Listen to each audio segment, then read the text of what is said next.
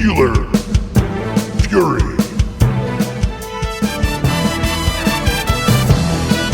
We are going live. This is the live person. I am alive. I have a weird background today. It's like I got purple going on behind me. What on earth? Where is that from? That's crazy, man. Hey, you are listening to the Pittsburgh Steelers show on the SteelPerch.com podcast. I am your host, Wil Masisak, also known as Bradshaw to Ben, also known as Accidental Zen, also known as somebody with a purple background. I have no idea what that's about. Joining me, as always, to talk Pittsburgh Steelers football, exciting as it is week to week, SteelPerch is with us. He's in Western Pennsylvania in the suburban zone 22. It's the late night version. Perch, you're with us. How are you? Hey, you're alive. I'm alive. The Steelers playoff hopes are alive. It's a good day. Yeah, unfortunately, the Steelers coaches are also still alive and employed, so I'm not sure. With us from somewhere in the semi-greater area of Indianapolis is Jeremy Kohlman. He's with us. How are you, sir? Doing good. With his trophy case behind him, are those like fantasy football trophies behind you? No, so these white footballs here are all from my very first training camp out in Latrobe. They're signed by that pretty much the entire Super Bowl team or whatever. Unfortunately, because that was so long ago, some of the signatures are fading away. So I can still point out where Joey Porter signed and a few other, and James Ferrier signed, but I've lost a few of them, like Andre Frazier. You know, who can really remember Andre Frazier? So. Well, those signatures are fading, much like the Steelers' legacy. And also with us from the place in the South where there's no masks and people like to go to the beach, his name is Dom. He goes by FC. How are you, sir? 148 days to the NFL draft. Did you calculate that at halftime of the Steelers-Minnesota game on Thursday? No. He started running clock about halfway through the first quarter. Perch, I heard it's a week-to-week league. The Steelers are like a half-to-half team. They're like a quarter-to-quarter team. You want to take a stab at, explaining anything about last Thursday's game or anything about the Pittsburgh Steelers? This is a Pittsburgh Steelers show, so here's your chance. Well, I would deem it to be 3/4 of suck, 3/4 of living in your fears, and 1/4 of, oh shit, we got a Hall of Fame quarterback. Let's see if he can put us back into a ball game.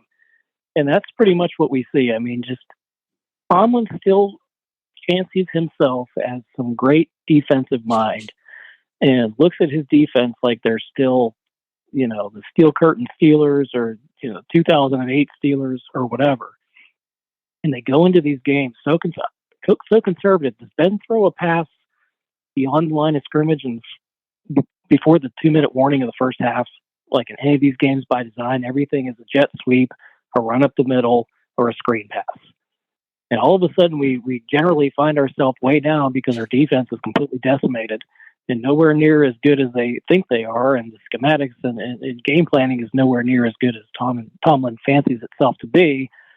And, once they get down big, they kind of turn the reins over to Ben and go to no hurry or hurry up and no huddle and throw it down the field and make a miraculous comeback. But, I mean, it's at some point they've got to kind of come to the realization that, you know what, the defense kind of sucks right now. We need to try to outscore teams.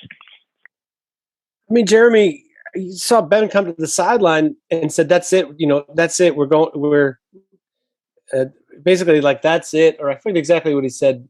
Like, that's it. We're done. Meaning with the regular play calling that they would then go to no huddle and so on and so forth. And of course, that's right when the tide turned in the game.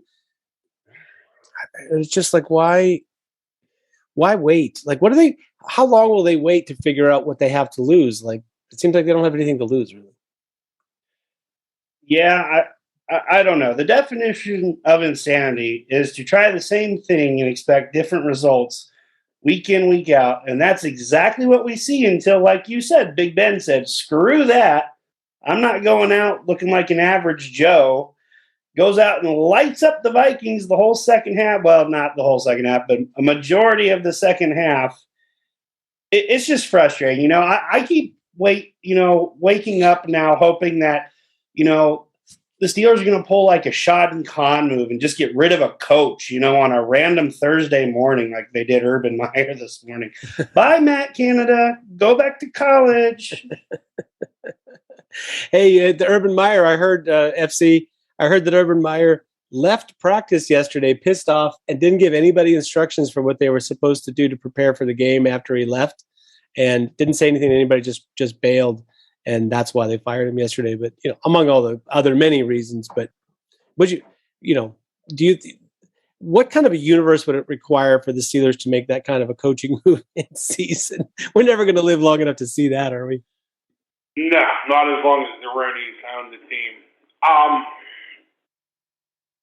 I think that moves could be made. I think what I would have done, or what I would still do after reading the reaction of the Pittsburgh media and going through it the last 3 or 4 days, it seems like Chase Claypool cost us the game, which I don't agree with. I think horrible coordinating on both sides of the ball cost us the game. This and that and this and that.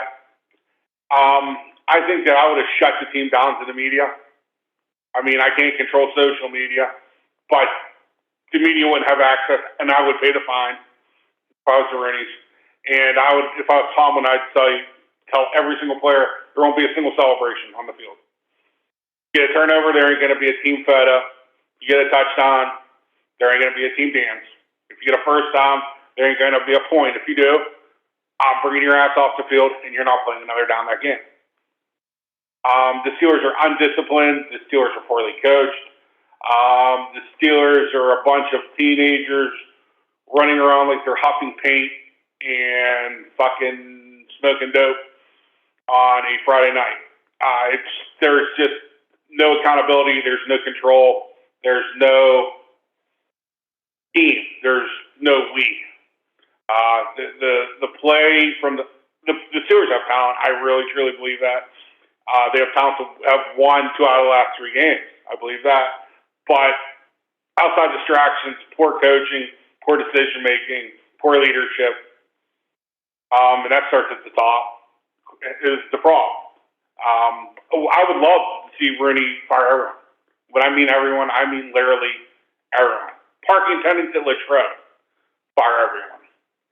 Start completely over. It's never going to happen in Pittsburgh. Other than that, Mrs. Lincoln, how do you like the team?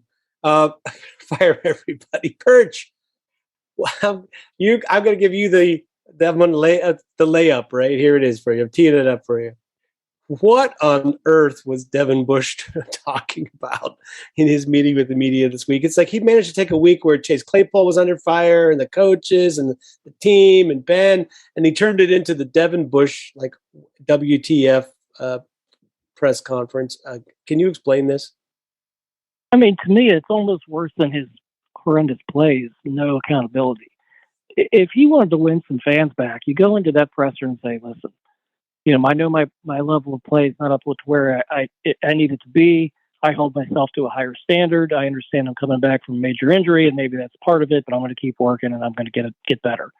He took no accountability. I mean, if he just came back, and maybe people would buy into it and say, all right, listen, the guy is coming back from a major injury, and maybe this is just kind of a throwaway year for him, and he's kind of worked through it, and it will give him a mulligan on the season.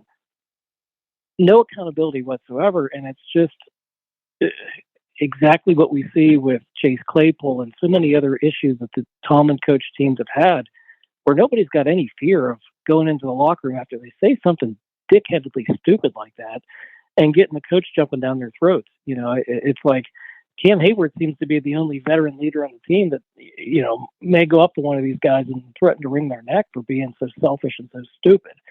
So it's just, I wouldn't fire everybody, but I'd fire every coach, because I think that we've got the least talented group of coaching anywhere in the NFL, maybe outside of Jacksonville. It's Tomlin and a bunch of yes men who've been nothing but positional coaches. We don't have a real coordinator, really, an NFL experienced coordinator anywhere on the team. It's a mess. And, he's never really developed or gone outside the organization and, okay, hey, we're struggling on offense the last couple of years. really go outside the organization and outside of the city of Pittsburgh and look around the NFL and scout and find the next young hot coordinator. They just don't do it. It's like it's he's got such a massive ego that he thinks he can. When that question comes up in press conferences from him, hey, coach, who calls the defense? Coach, who calls the offense? Well, hey, I've got my finger in all that stuff. I make some of the calls sometimes. I'll reach out and, he just fancies himself as the authoritarian head coach of that team. And, he doesn't really delegate.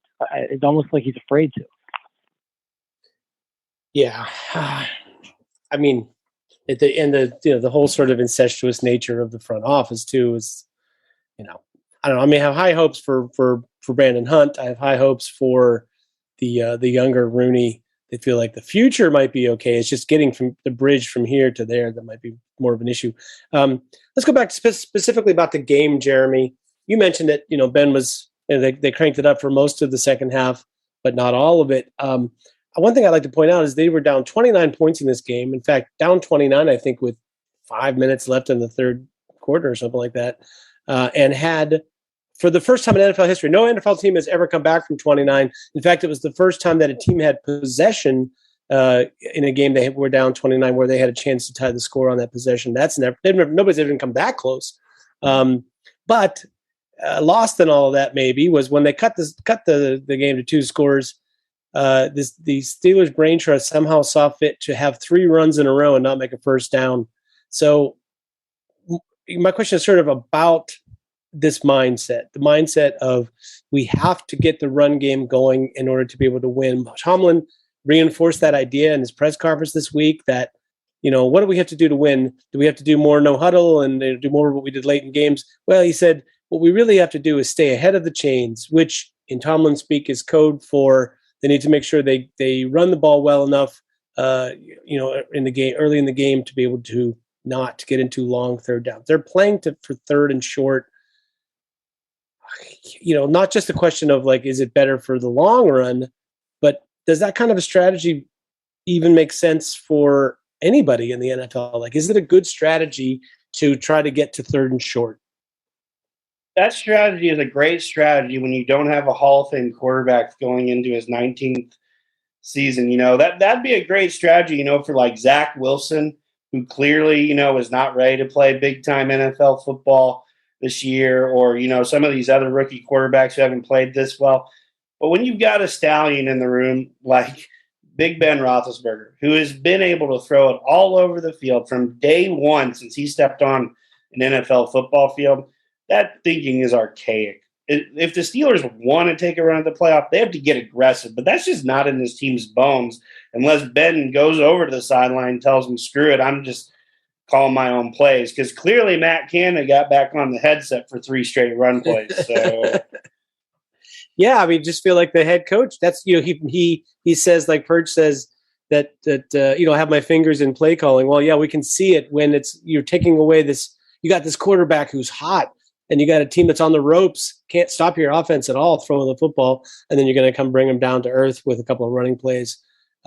And then thinking that third and short, the only thing you can really do at that point is to run a football, which of course, basically in the NFL, in other teams, 3rd and 1 is about 50-50, whether it's a run down or not.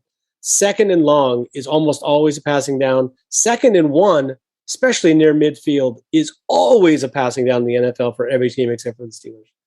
I don't know. Dom, we talked about a lot of stuff. Yeah, specifically about this game with Minnesota. Your glass half empty about the way that it started, or glass half full about what the second half looked like?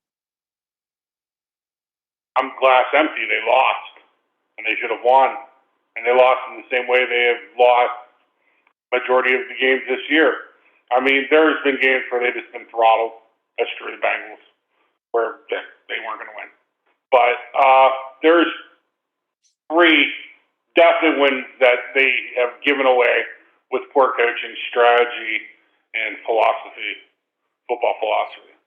And to talk about our coaching staff, I'd take Joe Collin and Brian Schottenheimer over any coach on the Steelers coaching staff.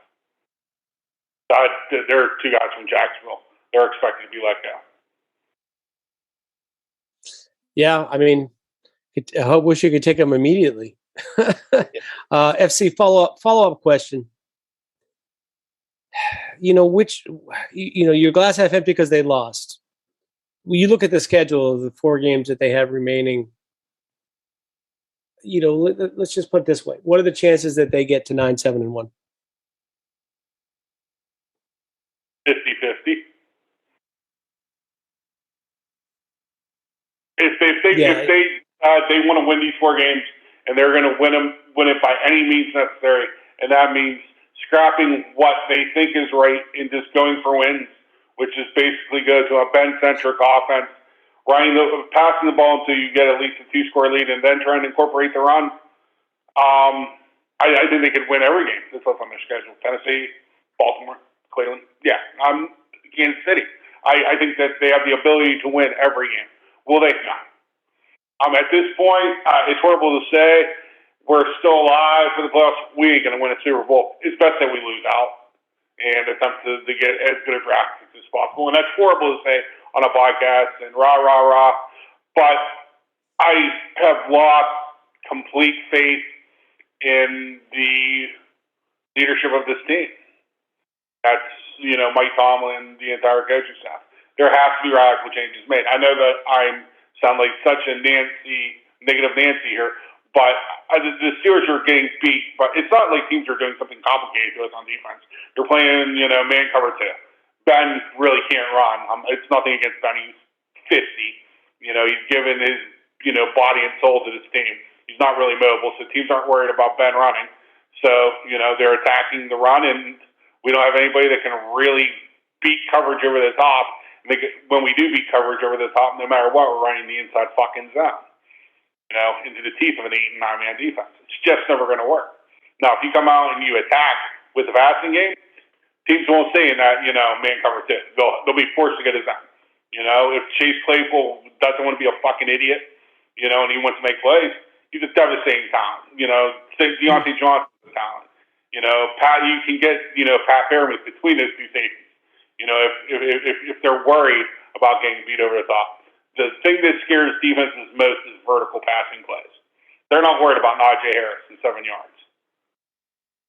I mean, Perch, are you more worried at this point about the defense's ability to stop the run or the offense's ability for coaching to get out of its own way? Well, I have to pick one. I mean, obviously the biggest. Why do we have to choose? Why do we have to choose the variety of ways we suck at football and pick which one's worse? I mean, it's a historically bad run defense. It's like the franchise has been around for how many years now? 80-some years, since 1933, and this is literally the first or second worst yards per carry they've ever allowed. Most consecutive 100-yard games, most 200-yard games. It's been horrendous, and the inside linebackers play has been, bottom 2 or 3 in the NFL this year, and you had 2/3 of your defensive line wiped out. But it really just shows we knew coming into the season we got some pretty good starters and some pretty good talent. We got no doubts, and all the players that they brought in just aren't good enough on that defensive line, and what has it been 10 of the last 11 years, the first round pick has been spent on defense, and we need to rebuild the offense. You look at it, I can't see there's any way they can get away from drafting an inside linebacker. They literally have benched both inside linebackers the last couple of weeks to replace them with a late round rookie, an undrafted player, and a late round safety. Is basically the 3 guys that we have to kind of come in and spell those guys. So it's the biggest hole in the team. And how many resources have we spent on inside linebacker over the years, from Timmons to Shazier to everything we traded away to get Bush to, it's the salary cap space and the draft capital. And they've got literally not one player right now that looks like they should be on the roster next year. And you need, 3 or 4 at least good players that can contribute. Sure. Jeremy, if you're, I know you don't always have to draft your biggest need with your first pick in the next draft.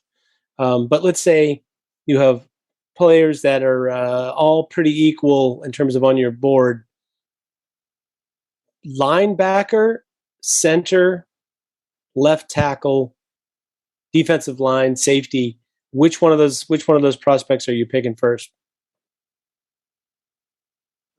That's a tough one. Looking at this draft class, I'd go left tackle.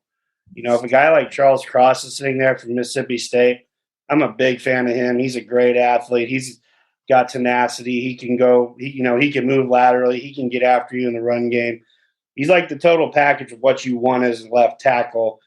I mean, you can find other linebackers. You don't always have to spend a first rounder on one. I'm not really sure if I'd go first round one there. There's a few safeties I like in this class. I'd highly consider Jordan Battle maybe later in the first round if we traded down, because the way we're trending, we're looking at like pick 11, it's like, I don't know if Battle's a guy at 11, but Battle in the 20s, I'd be on board with that all day because I think he can bring a lot to an NFL defense. He hits hard. He covers well. He's instinctive. He reads plays. I think he had a pick against Georgia that looked like it was going to go for a pick six, but didn't. I can't remember. That game ended up being more lopsided than I wanted that to be. But, I like those two. But, I'd go left tackle because that's where, everything starts. It's in the trenches. You can find big nose tackles, defensive ends, that fit what the Steelers want to do in like rounds 2 and 3 and 4 even. So I have to say just a two-part question for you. One is, do you need a culture changer on defense to really swing things? Like, in other words, is it more important to find somebody that is not just a good player, but is like actually going to change the way that your defense sees itself? That's sort of A. And B is, do you trust this current regime, the way that the front office and ownership and coaching is structured, with a top 10 pick in this draft? Because, as you know, the last time they had a top 10 pick didn't go so well. Is that indicative of their inability to really, in other words, just makes the risk of the pick that they make even worse, doesn't it? In a way. But, with a top 10, top 11 pick, you have to be getting talent.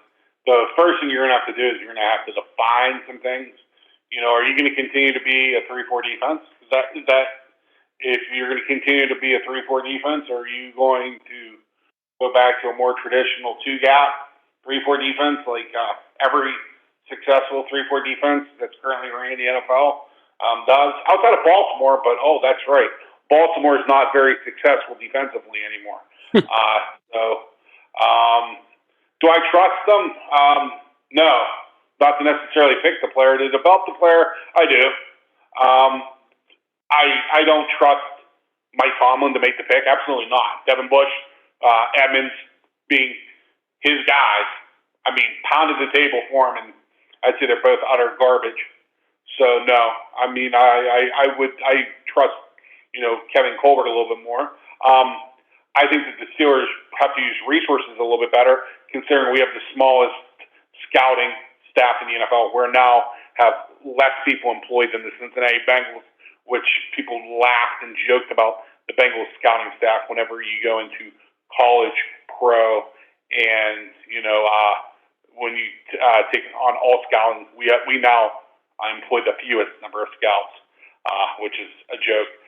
And if we pick top 11, I love Charles Cross. I think he's the best left tackle in this year's draft. I would take Cal Hamilton from Notre Dame, and Mika Fitzpatrick would be defined as a free safety. He'd do free safety type things, and I would love to draft Cal Hamilton from Notre Dame with that number 11 pick, because he is actually a rare special athlete and a rare special body, and reminds me a little bit of a guy that played Miami of Florida by the name of Sean Taylor.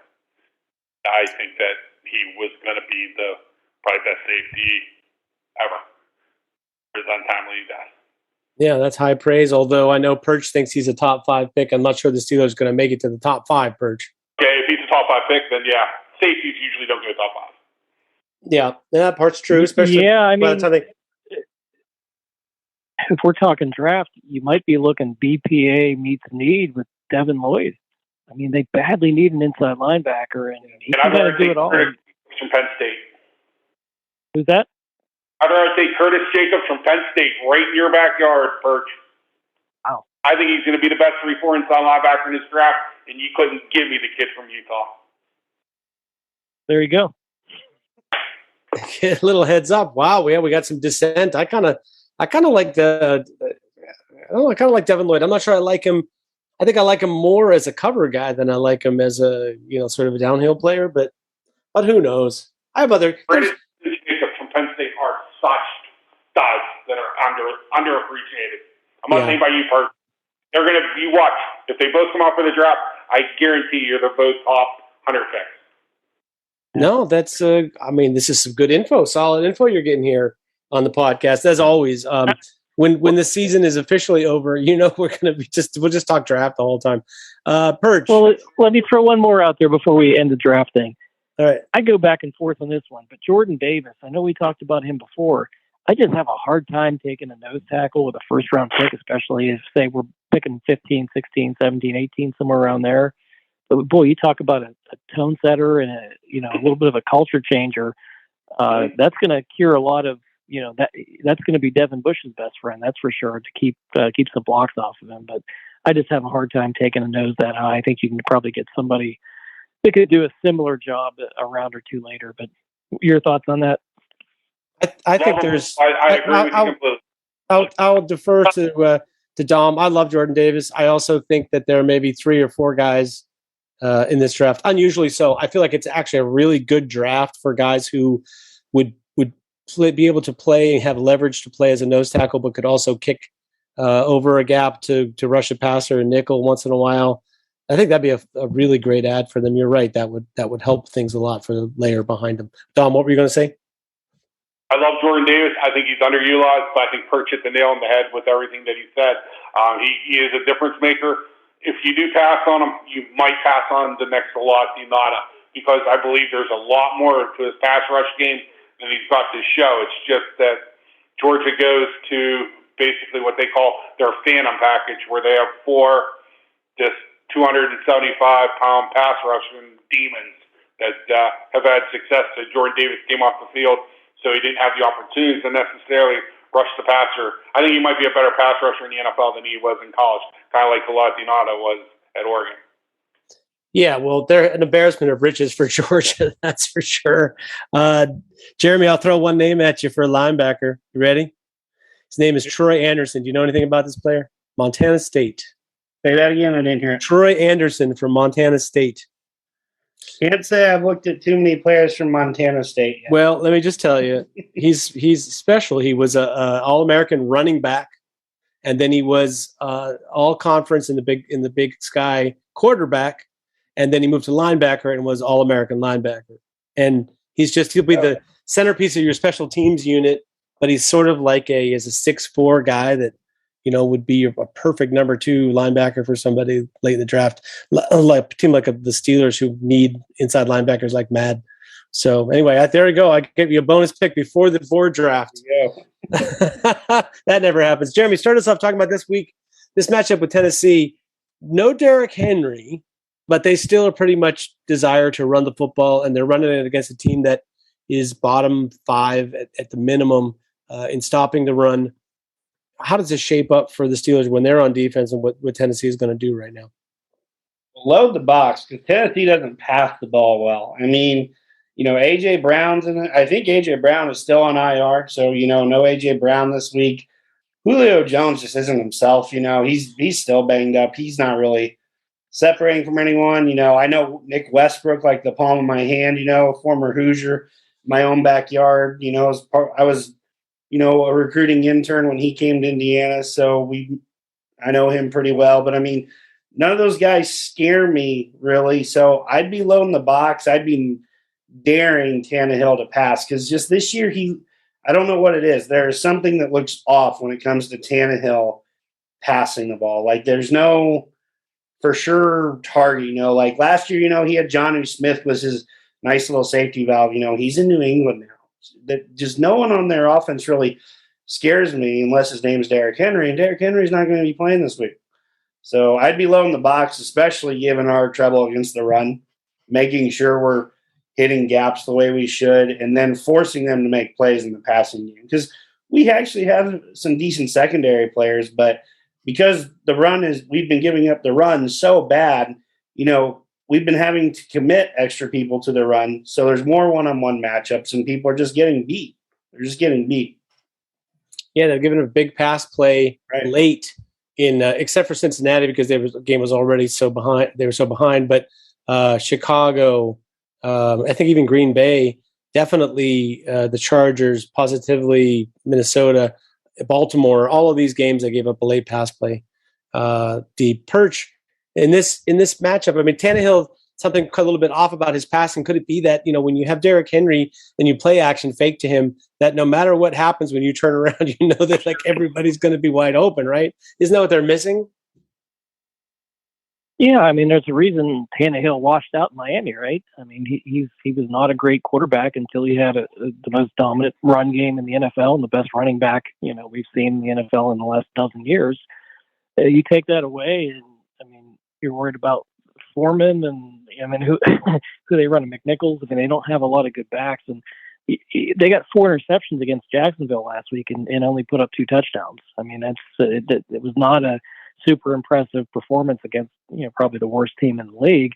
And their defense did really well, but their offense didn't do much. So if we can find a way to stop the run against a team who really isn't running the ball that well, now that their best back is out, the passing game doesn't scare you that much. And I think Tannehill has shown that if you can get some pressure on him, he can be rattled and forced in some mistakes and some turnovers.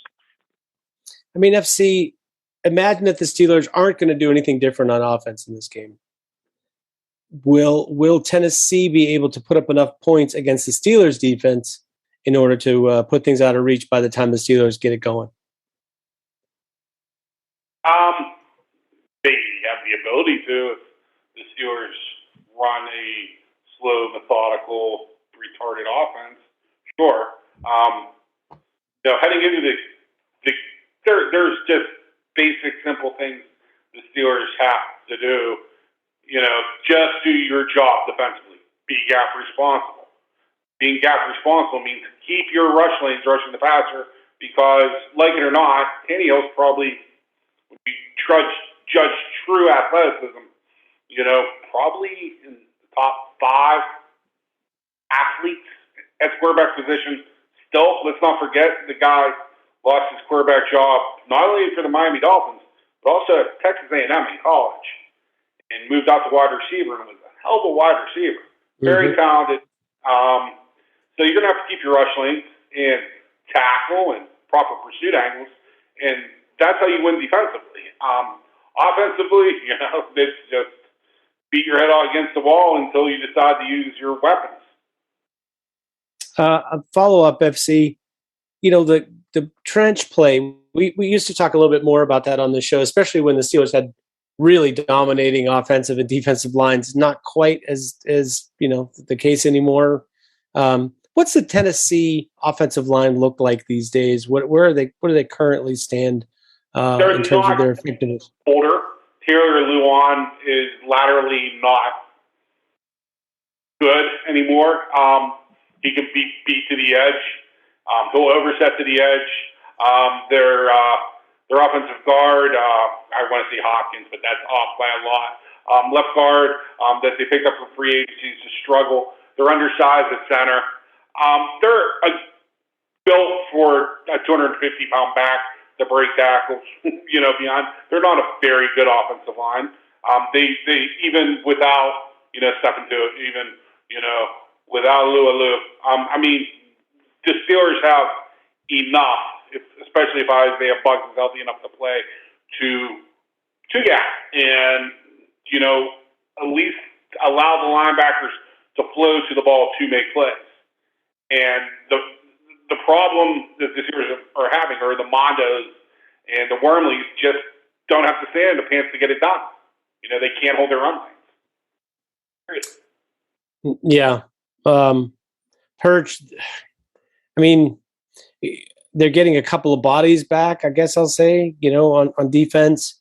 Do you think Joe Hayden plays in this game? Do you think they move Sutton back to the nickel, or will they just go back and put Witherspoon on the bench? I would put Sutton to the nickel. They will not. They will bench Witherspoon and use him as depth. And, really, until that defensive line gets right, the issues are going to continue. I mean, you've got defensive linemen who can't keep people off of the linebackers. You've got linebackers who can't fill the right gap, can't get off a block, and flat out avoid contact. So as much as I say, hey, we can shut down Tennessee's run game and we need to, boy, it might be ugly again. I mean, they just don't have the horses up front. Mondo is not really if we cut him tomorrow, does anybody think he gets signed to an active roster anywhere in the NFL? He's basically our starter. I mean, he's a fringe practice squad caliber player who's getting 50% of the snaps for us this year. That just can't happen. And the other guys that we've drafted have all been injured, and Davis and those guys can never seem to stay on the field or can't get snaps over Mondo. And Mondo just, hey, I give the guy credit. He's put a lot of effort when he's on the field. He gives everything he's got. He's just unfortunately undersized and not super talented. I'd take 10 Mondos over one Devin Bush because that guy's giving you everything he's got. He's just, got no talent. With Bush, he's got all the talent in the world and no heart. So, it's just unfortunate. I hate to bash a guy like that who's giving you all he's got, but he shouldn't be out there. Yeah, Jeremy, there's some personal parts of this that they're not going to be able to fix overnight. But I also have the feeling that the way that the defense in particular is being called right now, like the play calls, especially late in games, have been really suspiciously bad. They don't seem to be putting their players in good positions. They were getting out leveraged on the edge again, which is, kind of a function of how you are even just lining up, with the play calls that you have. What do you see in this regard in terms of the Steelers defense? Do you think that there's something to problems with the way that they're using the personnel that they have, or do you think it's more personnel related? It's probably a combination of both, but I think it's more just talent related. I just don't think the talent is there. We don't have guys that can, hold a guy up and shut a block and make a play right now. We just don't have that. I will say it's worth noting that both Isaiah Buggs and Carlos Davis have both logged 2 full practices on Wednesday and Thursday. So we should be, those guys are trending to play on Sunday. So, if we have those guys, we've got to have a few more horses in the defensive line room for a change. But like you said, we're giving up the edge. And that's just something Pittsburgh Steelers teams don't do. Can't tell you how many times we let Dalvin Cook get to the outside and just gallop down the field for some big runs. It's just disappointing, but I think it's more of a personnel issue. We just don't have guys who can do that. How many times can Derek Tusuka or whatever, however you pronounce his last name, not hold the edge? You just see it game in and game out when he's in the game. They run right at him. Yeah, not a good look. Perch, you want to say Henry Mondo with his 15 snaps per game, but my fear is that they'll use Buggs or Davis in replacement for Montravius Adams, who played 40 snaps last week and actually, I thought, played better than either Mondo or Loudermilk this week. That's the other thing is that, man, you mentioned this, you alluded to it before. It's sort of like they get entrenched with the guy and they won't replace him even if the performance isn't good because they would rather stick with their guys. Is there really anything better in what Buggs and Davis can bring to the middle of this defensive line? I think Buggs at least has the sands in his pants and the size, and he's kind of built that way. Mondo, I'm not sure he can even hold up as a defensive end rotationally, let alone playing nose, and that's why when they struggled, they put Hayward. Was the Cincinnati game? Hayward played nose tackle, and he shouldn't be there. So, could Buggs be any worse? What do we give up 150 instead of 200 yards to the other team's leading back? Anything's an improvement at this point. Yeah, Jeremy, what do you think in terms of the Tennessee's ability to stop the run? The Steelers haven't been great running the football. Every once in a while they get some hard yards, but it doesn't really seem like they're gashing anybody.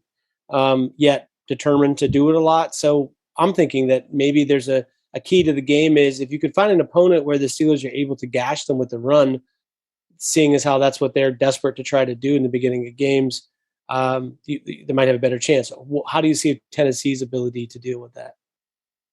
I mean, it starts with Jeffrey Simmons. I mean, that kid's a flat-out stud. I mean, I really worry about Kendrick Green this week if Jeffrey Simmons is mano-a-mano on him. I mean, Simmons is going to just do whatever he wants against Green. I like Green as a prospect, but, clearly he's just not ready to play, a guy like Jeff Simmons up there. I mean, Harold Landry, Bud Dupree, they do a good job on the outside. We all know Bud Dupree. Wish we could have kept him. Obviously, we didn't. But the other player that's played pretty well from them this year is Danico Autry, the former Colt.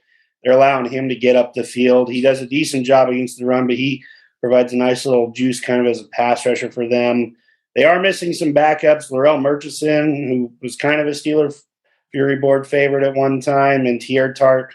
Both of them have not practiced this week, so they could be a little thin on the defensive line. So maybe we can take advantage of that a little bit. But, I mean, that's banking on us really turning around and finding a way to run the ball consistently, and I just don't see that happening. Really like Tier Tart as a one-gap interior defensive lineman. I thought he would have been a nice fit for the Steelers, what they were trying to do when they had Javon Hargrave. Really stood out. He was an NFLPA guy that, every practice and in the game was just like too quick for those guys. So a big guy who's quick. I mean, he was an Alabama guy before he had to knock down a level. I mean, he always had the talent. He just didn't. I don't know exactly why he dropped a level, but I don't think it was a crime related or anything like that. I think it was just something personal with him. Right. Maybe that family that he had to move back for. FC knows it all. He probably knows everything. But FC, I was going to ask you a slightly different question, and that is, Devin Bush, we've been saying, has been putting on tape entire games where you can't believe they put him back out there.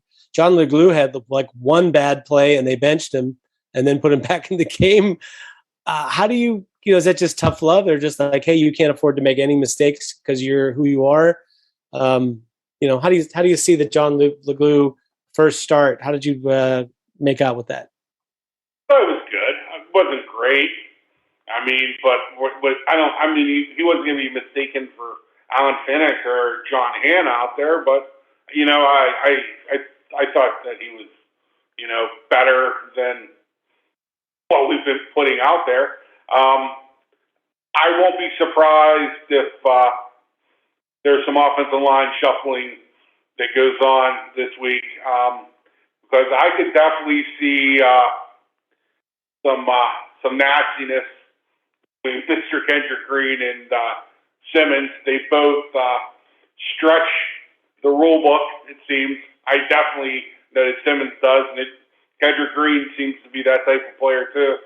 So we might have ourselves a good old-fashioned fist fight, and ejections would not surprise me at all. It's probably the first thing that I said Tuesday evening after I reviewed this game.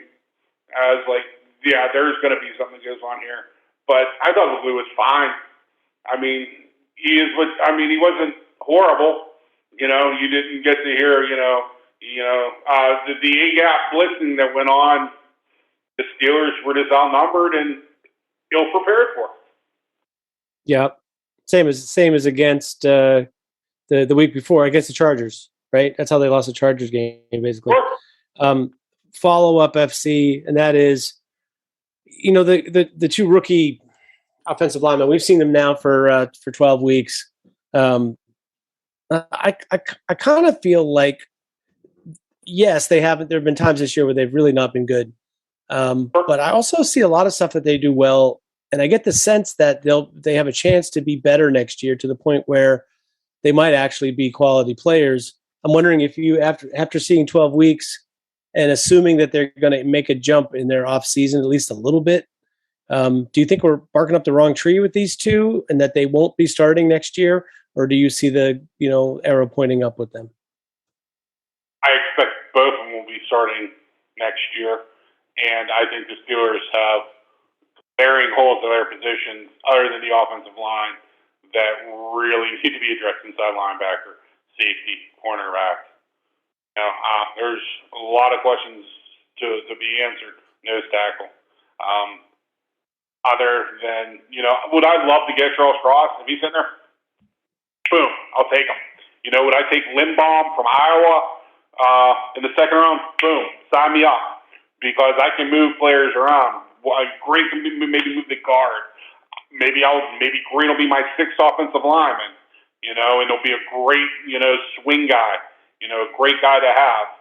But the Steelers definitely have bigger holes. Nose tackle, defensive line depth, other than offensive line. Yeah, this is true. So Perch. Once again, we're gonna operate under the assumption that the Steelers don't really come out blazing on offense again. What can they do within the parameters of what they want to try to do? What can they do to have enough success to stay in this game? They've just got to change their mentality with the offense and not expect the defense to hold you close into the game and then somehow squeeze out a miraculous win in the fourth quarter or build a small lead and hold on to it. They've got to try and go out and drop a bunch of points. Whether that means more play action passing early, whether it means attacking the seam of the defense, whether it means throwing intermediate routes, taking more shots deep, coming out in no huddle, mixing in a designed hurry up offense on the third drive and the fifth drive, or whatever it's going to take.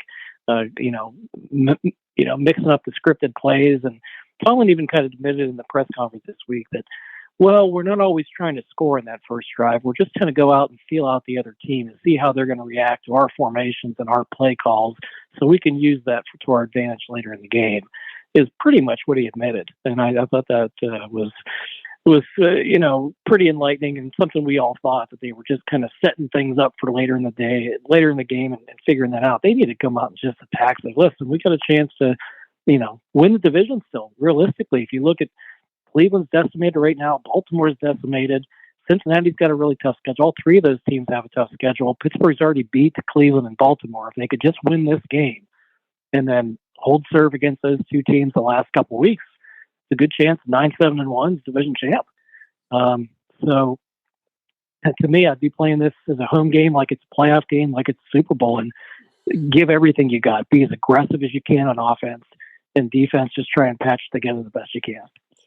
Well, maybe they don't want to play like a playoff game, Perch, considering how that's been going recently. But I will say this. First of all, that is not sort of what Tomlin said. That's exactly what he said, that they are not worried about coming out in a no huddle early in the game, because what they're looking to do is collect information about how the other team wants to play them. So yes, he has explicitly said that is true. And I think the Steelers, as far as the division, they might have a better chance to win the division than they do to get a wild card spot, honestly. And that's only because of the way that teams either play each other or don't play each other. There's a couple of contenders that basically play nobody. Buffalo plays like a nothing burger schedule towards the end. So unless they completely collapse, or Josh Allen is ankle injury is so severe that he can't play or something like that, it's going to be hard to get that last wild card spot if they don't win enough to get the division, right? So anyway, just a note based on fooling around with the little playoff predictor and so on and so forth. It just seems like it's very difficult to end up with the 7 seed. It's sort of like you go from winning the division to the 8 seed in almost every scenario I can come up with. Jeremy, talk to me a little bit about this the Titans Steelers game. Just give me a feel. Is this game going to be a game where both teams just try to run the ball a lot? It's a low scoring game. Do you think they might smell blood in the water and attack each other a little bit more? What do you think will actually be the tone of this game? I think it's going to be low scoring. I mean, if Tennessee can only put up 20 points on Jacksonville, Jacksonville's not a special defense. That they've had their opportunities, but they are just as frustrating and inconsistent on offense as Pittsburgh is sometimes. They just don't make plays when they need to. And I see it being like a back and forth struggle the entire game. Probably get some 6-7 play drives that look promising and then fall apart. I could see a lot of that happening. Yeah. Well, going to hear from all of you about where this game will be headed and how it might work out in just a bit. But first, it's time for our illustrious pick segment brought to us by Chico's bail bonds. That's it. We're not even talking about officiating anymore. No. Just a quick shout out to the targeting rule in college. That's all I want to say. Actually, you know what's weird? Deion Sanders recruiting. Oh my God. Yes, this is the biggest story of the week, really, in college football. That he managed to get the number one recruit basically in the country to come to Jackson State. But I don't know if you heard this, FC, but Deion said today that they invited the kid to come visit on homecoming weekend, which in the Jackson State and places like that is actually kind of a big deal with the bands and all the celebrations. They had their biggest crowd of the season, which is nothing to sneeze at. They have like the highest attendance of any HBCU school. I think they might even have the highest attendance of any Division AA team. And then on top of that, it's like the parties in the campus experience and so on and so forth. And apparently it was legit. It wasn't just like he was trying to snub the FSU or anything like that. Just really, really believed in the team. So, there's also that rumor out there that he's got a $1.5 million deal with Barstool Sports to be there through an NIL type of deal. So I think that was a big factor too. It could be, although he's going to get a big deal if he's at Florida State too. I don't think that maybe they offered him a little bit more or something, but man, it just feels like, I just feel like there's a kind of a comeback there. The kid that in basketball that went to Howard, that was also like the number one basketball pick, didn't end up going there because of COVID, but I don't know. I feel like this NIL deals for starters, and just in general, the whole kind of there's a real renaissance for those schools. So good for them. I don't know, you guys. I assume you don't know enough about FCS football to pick games with me. Am I right? I watch it. I don't know enough about it, though. No. Yeah, probably not. There's a fantastic FCS game that is. I think is tomorrow night. Yeah, tomorrow night I think is the game with Montana State and South Dakota State. Probably the winner of that game wins the national championship. They're both really good teams. The interesting thing about Montana State is their quarterback, who was a transfer from a Power 5 school, McKay. They decided after having a whole season with him basically being undefeated, that they were going to start the other guy for the playoffs, and so he hit the transfer portal like 2 days before they made it into the playoffs, which was a little bit of a shock. But their bones are made on defense. The aforementioned Trey Anderson, at that level, he looks like Leighton Vander Esch, sort of all over the field, which makes a difference for them. South Dakota State lost their quarterback in the spring, so he had an ACL tear. He's out for the entire fall season, but their running attack is first rate, and they're a very, very solid team. I like Montana State in this. So there you go. There's your college pick for me. Roadrunners go for 400 yards rushing. Say that again? For Roadrunners, South Dakota State will rush for 400 yards in that game. Okay, I'll bet they won't. I will take the under, FC. I imagine you will.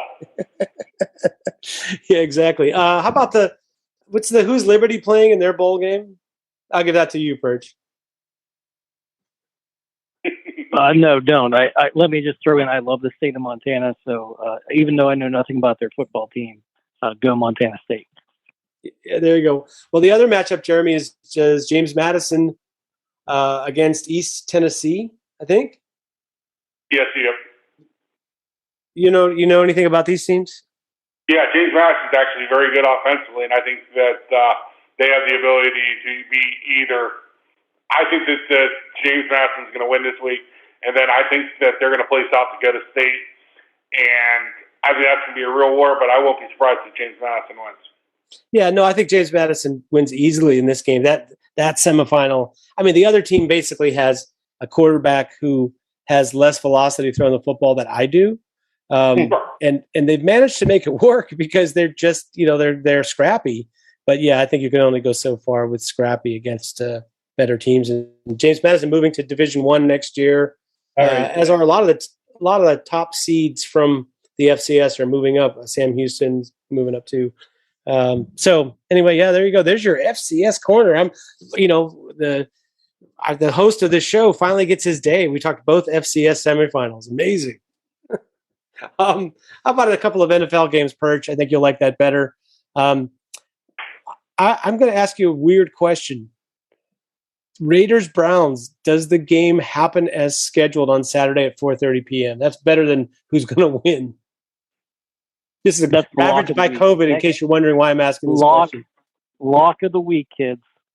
Call the 800 number right now to get your lock of the week. That game is definitely going to go because the NFL before the season expanded all the practice squads and all that crap. So they're playing, man. They don't give a rat's ass. If your whole team gets COVID, we expect you to have 53 guys on the practice squad ready to go. They're playing that game for sure. That spread has gone from Browns +6 to what I've seen is like Raiders Raiders getting 3.5 now. Or 4.5 I have right now.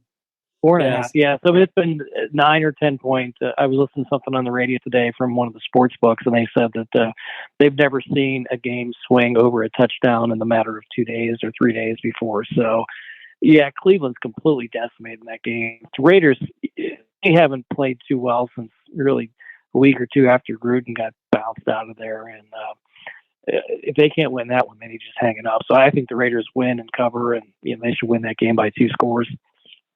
I mean, I'll tell you this. The Browns are in better shape than Denver was last year. They have Nick Mullins right now and Chubb. So it's kind of like, man, you got, most of your offensive line, Mullins and Chubb. I think you might be able to score. But I don't know, Jeremy, am I crazy? I'm thinking the Browns might have a shot in this game. I mean, I think they have a shot in the game, but the problem is, like, 3 of their 5 offensive linemen are out. They're all their best ones: Wyatt Teller, Jedrick Willis, and oh yeah, that's right. I forgot about. I think that's the bigger issue. It's more of who are you going to get to block for Nick Chubb. Nick Chubb's a great talent. Don't get me wrong, but it's like at some point, can Nick Mullins and like the 3rd string guard and the 2nd string left tackle and the 3rd string center, because I think they're going to try to shuffle around the offensive line a little bit. I just think Cleveland is going to be so thin, with guys who aren't used to playing a whole lot. I think that's where, the difference is going to be is where, the Raiders come in this game pretty healthy, for my understanding. So, I mean, I'd definitely take Oakland, not saying that Nick Mullins isn't good, because believe it or not, he's the only quarterback who's thrown for like 4,000 yards or something and like only started like 3 games or something. Yeah, he's third. He is 3rd on the all-time list for the fewest games to get to 4,000 yards. Yeah, thank you. I was about to say, I know I butchered that stat, but thank you. And I think he's had 2 big wins against the Raiders, believe it or not, of all the weird things. I'm sure the Raiders were like, oh my God, we could have had an injured Baker Mayfield, and now we get Nick Mullins. Yeah, FC, should we underestimate the Raiders' ability to lose to anybody right now? Because they seem to be able to lose. They're, just like the Steelers. I wish Darren Waller was playing in this game for the Raiders. That's probably the only major injury they have. Man, I hate to fucking trust the Raiders, but I actually think they're going to win the game. They should win this game by 14 points. They're going to end up winning it by a field goal. Yeah, and everybody we talk about the valiant effort for the Browns and how they rally around it for the rest of the year and all that bullshit. Perch, Colts and Patriots. Having done a little digging with the playoff predictor, I think the Colts are a key team for the Steelers. They need the Colts to lose. And this is one of the opportunities where the Colts can lose to the Patriots. Do you think they might be able to pull off a win against the Patriots, who don't seem to be able to lose to anyone right now? They're the anti-Raiders. Yeah, the Patriots are 6-0 on the road this year, believe it or not. I think that the Patriots got to come back down to earth at some point. I mean, they won a game this year where they threw 2 passes, and their defense has carried them here and there. The Colts have been hot. The Colts have really played well after the first few weeks of the year. Kind of got things going, and their offense and defense on both sides of the ball, they really improved throughout the season. So I'm going to take the Colts to win that game, win and cover. I think they win by a touchdown. How about you, Jeremy? I'm taking the Patriots. I watch a lot of Colts football, being in Indianapolis. Unfortunately, they get a lot of the primetime action around here, and I've got to go to like Buffalo Wild Wings to watch Steelers game most weeks. But they are always close, but it seems like against like good teams that are playing well, they just find a way to not make enough plays. I go back to that Tampa Bay game I went to. At one point, they were running the ball so well they decided to throw 22 straight passes. So it's just like this. The Colts go up and down, and they make good bad teams look bad when they win, and Jonathan and Taylor can run all over the yard. But I just don't see that happening against New England. So you're going to have to find someone to make plays, and that's just where I think, I just think the Colts fall short. I like New England. How about you, FC? Oh, I love New England in this game. I don't trust Carson. Bounce it to me. Wentz one bit. I think the Patriots will win the game by 10 points. Yeah, the rare game where I want the Patriots to win, and they may oblige. Usually they never please me with their outcome. But yeah, I kind of agree. I just feel the Colts are kind of one-dimensional on offense, and their defense was played really. They're kind of like the Steelers. They had a couple years in a row there with really good defenses, and they don't look quite the same this year for whatever reason. So yeah, I'll also take New England. One more. This game blew my mind because when I say the names of the two teams, you'll think one of these teams is terrible and the other team is really good. Why are you picking? Why did you select this for a game for us to pick? But these two teams have the same record. This would be Cincinnati Bengals and Denver Broncos. Both are 7-6. FC, I'll start with you. Is there a chance that we're underestimating Denver or overestimating Cincinnati? How do you see this game? Game's in Cincinnati, correct? It's in Denver. And the Broncos are a 2.5-point favorite. Okay, it's in Denver, right? Yeah. I'll take the Broncos behind Melvin Gordon and Javonte Williams. The Broncos are really running the ball well. Vince Fangio has them playing great defense, so I'll take the Broncos in a mild upset. I guess they wouldn't be an upset since they're 2.5-point favorites, but yeah, I'll take the Broncos. Yeah. Mild, though, because I think the mindset is, Perch, don't you think the Bengals, off the top of your head, would you have not assumed they have a better record than Denver? Yeah, off the top of your head, but Denver's kind of gotten hot, and Cincinnati has a pretty good knack for losing to some mediocre teams, other than Pittsburgh for whatever reason. I just maybe out of rooting interest, but I'm going to go ahead and also take Denver in that game. I think Denver's got a chance at home. It's not the easiest place to play, and Cincinnati is prone to lay some stinkers. So I'm going to go with Denver to win cover. Mr. Kohlman? I like Denver too. Cincinnati's defense, on paper they look really good, but they're just games where they just don't show up and play great, and there have been some teams that have been able to run the ball on Cincinnati, and I think that's the difference in this game. Like Dom said, Denver's defense is playing really hot right now. I think they're going to make things tough for Joe Burrow in the offense, so I'll go Denver here too. This game is the Kobayashi Maru of Steelers' best interest. If the Bengals win, it's looks very good for the Bengals winning the division. If Denver wins, it makes it very difficult for the Steelers to sneak in as a wild card without winning out. Unfortunately, I think Cincinnati is going to lose this game, meaning the Steelers are going to have to take care of business with their two division rivals to close out the season, since they couldn't beat the Bengals in either game. So I think it sounds like we're all going Broncos in this game. That's scary. Probably means Bengals are going to win. But now let's talk about our 5-star matchup. We should refer to it as the 2.5-star matchup this year, because half the time it's a 5-star matchup and the other half of the time it's a no-star matchup. So I'll average that out to 2.5.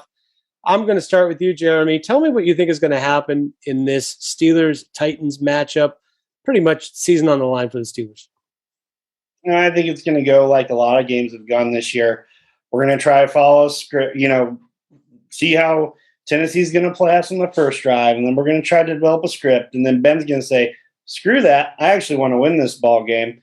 And that's when our playmakers are going to start making plays. Honestly, the Titan defense can be a little leaky at times. I think Pat Freiermuth could have a big game.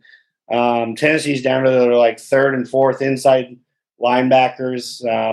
forgetting their names right now just because the guys in front of them are hurt. But I think Freiermuth could have a big game. But I think Deontay Johnson could have a big week this week. If he draws Chris Jackson, I think that's a matchup I love right there. It doesn't sound like Janoris Jenkins is going to play. He hasn't practiced Wednesday or Thursday this week, so it doesn't look like he's going to play. When we have needed it in these ridiculous fourth quarter comebacks, we have found a way to make plays and at least have a chance to win ball games. And that's what I don't see Tennessee have the ability of doing. They don't have that ability to just generate some crazy awesome offense when they absolutely need it. Just because, like I said earlier, I don't trust Tannehill throwing the ball here this year. So I think Pittsburgh actually kind of wins by like 7 points here. It'll be like 23-16 or something like that. How about you, Perch? Watching the Steelers play, there's just no good reason to ever pick them to win a game. Outside of rooting interest, they just seem to find a way to stay competitive and keep us, on the edge of our seat up to the last week of the year. We can never, win the division by 5 games or 4 games or 3 games and make it easy on ourselves, and can never win a single football game by 2 or 3 touchdowns, but they're never usually out of it the whole way. So I guess I'm going to take the Steelers just because I'm looking at the Vegas line. It's pretty much a pick 'em at this point. And after watching the Steelers the past few weeks, I can't imagine why anybody would think they would win. But when you count them out, it seems to be when they put their best game together. So I'm going to go 26-23. Steelers come back from 23 down in the fourth quarter. Ben Roethlisberger is the number 1 rated quarterback in the NFL in yards, touchdowns, and I think he's 3rd or 4th in quarterback rating in the entire NFL this year. And the Steelers are 25th or 28th in the first, second, and third quarter this year in points, and number 2 in the fourth quarter. So Steelers 26 points in the fourth quarter, Titans 23 for the entire game. Steelers win 26-23. Yeah, depressed. Those statistics are depressing, Perch. FC, tell me what's going to happen. I found interesting all 3 of your comments because they all I agree with all 3. Perch and B2B used the word desperation, and I think that you might finally get that to close out the season. I think that the Steelers are going to be a desperate football team on both sides of the ball. I think offensively that desperation is going to lead them to open up the offense a little bit more early. Maybe even a trick play. Outside the flanker sweeper, split-end sweep. Something legitimate to maybe put up some points. I won't be shocked if Najee Harris and Chase Claypool play huge parts in this game, especially in the passing game. And defensively, I won't be shocked if the Steelers' brain trust gain a little faith and courage with Joe Hayden returning at the one corner, to where I think we may have to fire our linebackers and come with a little bit more of an exotic blitz type of defensive plan. I'm not saying it's going to be the good old days of, Dom Capers and Dick LeBeau out there, but I think you're going to see a little bit more of an aggressive defensive game plan where they're playing downhill and instead of catching and playing on roller skates. I'll take the Pittsburgh Steelers to win this game 31.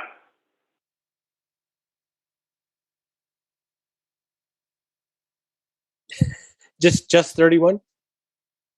31.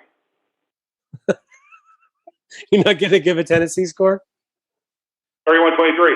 Oh, okay. We only didn't hear heard that 31. I think that's the greatest pick ever, though. I picked the Steelers to win this game 31. I'm using that from now on.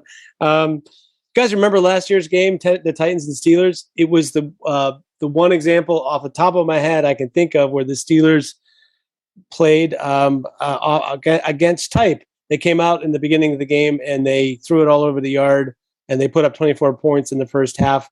And the only thing that kept them from continuing to do it in the second half was a ball that Ben threw right in Juju's hands, ended up going off his hands and being intercepted, kind of taken away at the catch point. But I felt like this might be another occasion where they come out and try to throw the ball early. Maybe they won't because they're not afraid without Derrick Henry, but I have a feeling that you might see a little role reversal. Early Steelers attacking and late trying to run the ball and letting the Titans get back in it. But, not much faith in the Titans offense, even against the Steelers defense, which has been really, really up and down. But most of the problems the Steelers defense had, the majority anyway, have been when TJ Watt hasn't been in the game. With the extra couple of days off, it seems like he's ready to go, more or less 100%. So I want to take the Steelers 24-17, build a lead, and have the other team come back not quite far enough to turn the tables a little bit this week. That's what I think. FC, last word for you. We hammered on the University of UConn about a month ago, and lo and behold, University of UConn looks like they're going to have 3 or 4 players maybe drafted this year off of a terrible college football team. The reason I bring up the University of UConn is they fired their coach, Randy Edsall, and they replaced him by a guy by the name of Lou Spanos, former Steelers defensive assistant. And Mr. Spanos is probably going to be out of a job. And James Harrison says that Lou Spanos probably played more parts in making him an NFL player, and Joey Porter said the same thing, than any coach. And just for the way that he worked technique and the mental side of the game, might be someone that the Steelers might want to consider trying to bring back in the fold. I like bringing anybody back as a good coach. Jeremy, how about you? Can't remember where I read this, mentioning those extra days that you mentioned, Will. The Steelers and Mike Tomlin are 19-11 after extended periods off. Hopefully that bodes well this Sunday. They are second in the NFL in that period, in that particular statistic, coming back after a Thursday night game or that kind of long break. Geez, you're just correcting me on all my stats tonight. And I think they're only one game off. I want to say it might have been the Packers, but that whoever it was that was first, they were only one game better than Steelers. So yeah, they've had a very good record coming off of the Thursday night game. Perch, last word for you. Well, we do a lot of ranting about professional football teams and occasionally college football teams. I'm going to direct my rant towards high school football teams. First of all, congrats to the 4 WPIL teams that won state championships this year. We had Mount Lebo, Penn Trafford, Aliquippa, and Central Valley. In recent years, like 75% of the state champions in basketball and football have been from schools whose names starting with Bishop or ending in charter schools. So it's all Catholic schools and charter schools who recruit. And I've said the whole time, they need to just give them their own classification, but they haven't done that. What they have decided to do is find a way to fuck Aliquippa. So if you haven't followed this story, Aliquippa is a single A size school. Okay. And I have no relation to Aliquippa whatsoever. I just think they're being screwed. So I'm going to stand up for them. Their enrollment of boys in Aliquippa High School, 150 boys. So they're borderline single A, double A school. Being that they usually dominated those classifications, they volunteered to move to 3A. They won state in 3A, and the state told them, hey, you're too good. We're going to move you to 4A. This year they went out and won 4A, and they're now being told they need to compete in 5A.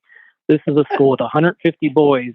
Next year they're going to be competing against Penn Trafford, who won 5A this year, who has 660 boys in their high school. And, but they're okay with a little single A school named Bishop here in Pittsburgh that recruits kids at Nike camps and have enrollment of boys from 4 different counties playing in single A.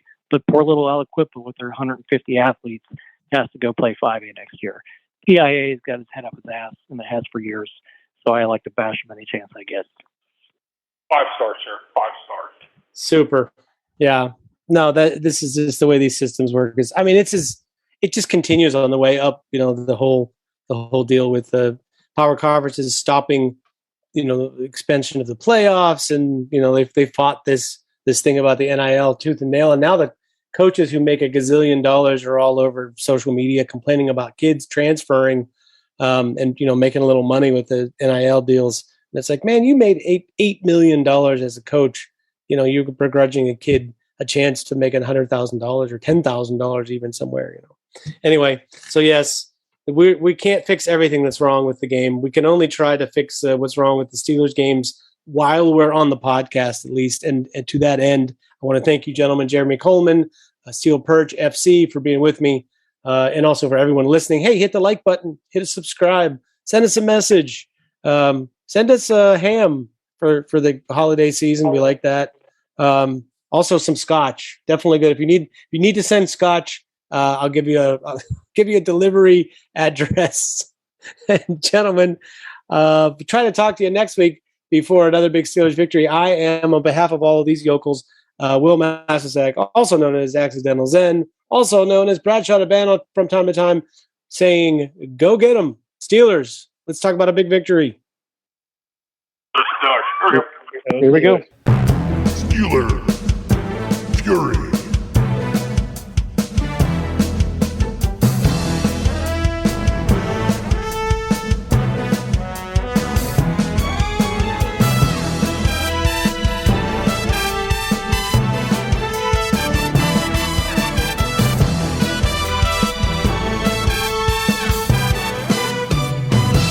SteelPerch.com.